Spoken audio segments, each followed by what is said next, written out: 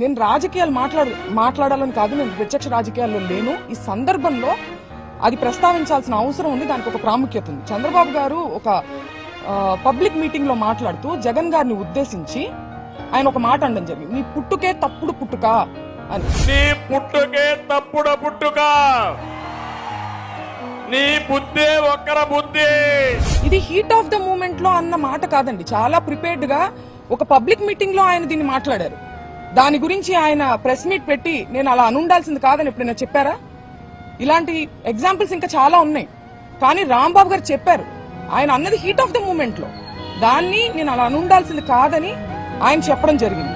చెప్పిన తరువాత కూడా నేను లీగల్ కాన్సిక్వెన్సెస్ ఫేస్ చేస్తాను, నేను ఎక్కడే ఉంటాను, నేను ఎక్కడికి పారిపోను అని చెప్పిన తర్వాత కూడా ఒక ప్రజాస్వామ్యంలో, ఒక గవర్నెన్స్, ఒక లా అండ్ ఆర్డర్ ఉన్న స్టేట్ లో పోలీసుని పూర్తిగా నిర్వీర్యం చేసి విపరీతమైన దాడులు చేశారు.